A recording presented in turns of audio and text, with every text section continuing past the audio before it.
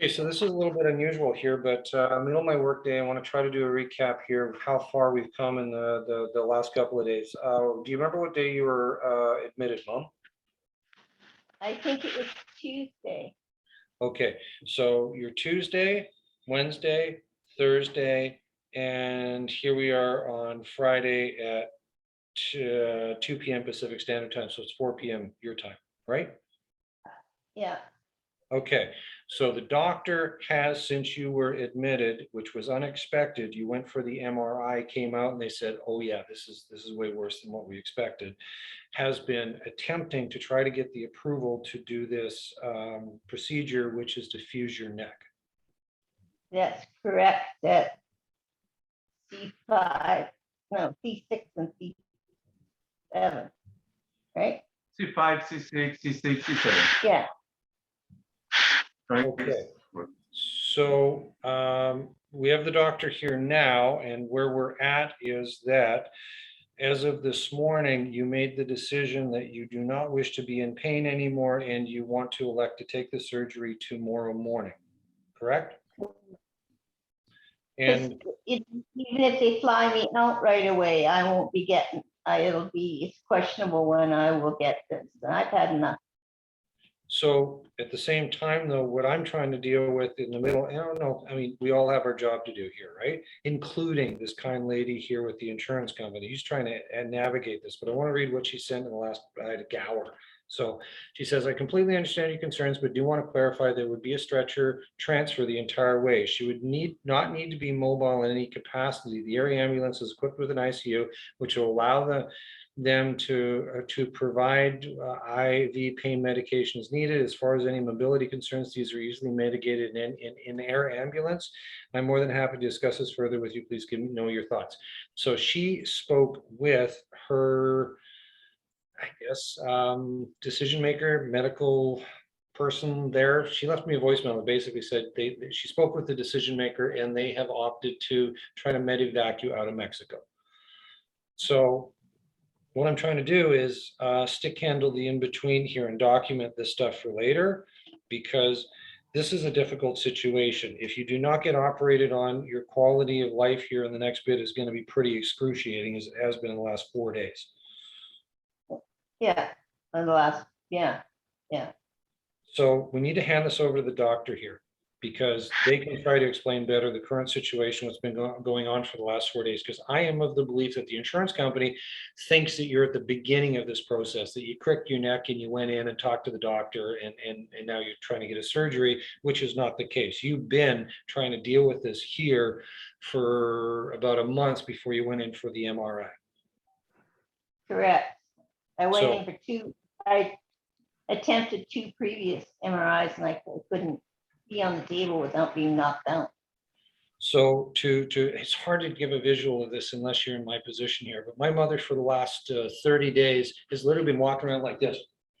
She can't lift her neck up. It's herniated on 2 spots to the point where she literally can't do anything but look down at the ground. If she does anything left or right or up just a little bit for mobility, it's excruciating pain. She could not lie backwards enough to take the MRI. And so we're getting 2 mixed messages here. We got the doctor saying, no, this is really bad. Don't try to move her. We're going to get her into surgery. And we got the insurance company saying, no, we're going to elect to put her on a plane, take her back to Canada and do immediate surgery. So it puts me in this position where I have to try to get both sides to negotiate back and forth here and get this amicably completed as fast as possible. So what is the doctor's name? Mendoza, Dr. Hi, this is Mendoza. Dr. Mendoza. Dr. Yes. Mendoza. Okay, so can you help us here to explain the current state of affairs so we can send this back to the insurance company so they can try to wrap their heads around this? Yeah, so this is the case. She has more than 30 days with cervical and left arm pain. So that's why we need to do that MRI, and MRI shows something that we didn't expect. Basically, we had to do the MRI, and the MRI showed us a spinal cord compression. with swelling, spinal cord swelling. That make it a really bad situation, and make progress and get the whole body weak, basically, or some paralysis on the extremities, lower extremities and upper extremities. So that's why we need to do the procedure right away. I mean, we usually start with treatment, but in this case, it doesn't work. When the treatment and painkillers and all medication like prednisone and all those stuff doesn't work, because we don't need to wait more. We need to avoid more damage to the spinal cord. So that's why we recommend to perform that procedure as soon as possible. So I'm put in this difficult position where my mother wishes to be out of the pain that she's been in. She came into the hospital to do the MRI. It was way more herniated than anybody expected. She was running a fever, and she was, it was like 160 over 100 in heart attack zone here in the last couple of days, right? So she wants it gone. She's made the decision that she's pre-authed on her visa, and she is going in for tomorrow morning at 8 a.m. Yeah, Correct. Okay, all I'm trying to do here is document it, send it back to them so they can kind of try to understand the gravity of the situation here. I appreciate that their position is that they would get somebody there, put her on a stretcher and try to get her onto a flight and get her out of here, get back to Canada. The problem is the mobility issue here. This is, I've watched it for the last month where she's gone from bad to worse to worse to worse to the MRI to the fever to being in the hospital. I don't think they understand that this is at the later stages of this. This is not at the beginning of this process. Is there anything else that we need to add to this that you can think of, Dr. Mendoza?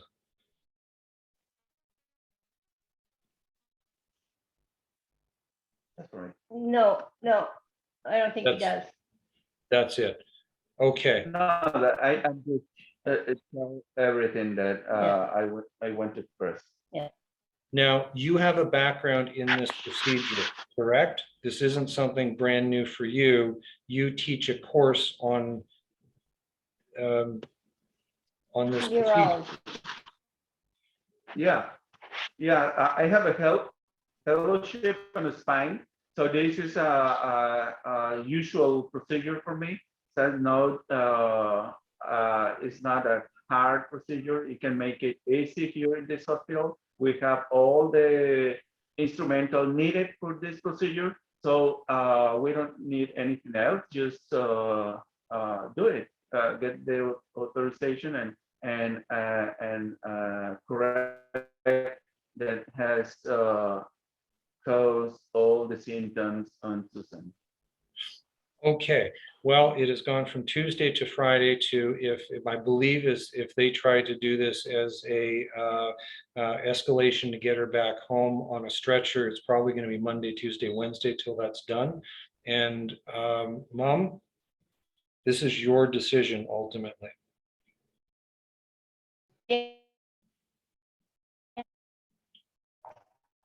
It's cutting out here. Can you please repeat? You wish to elect to do this tomorrow morning. Yeah, I'd be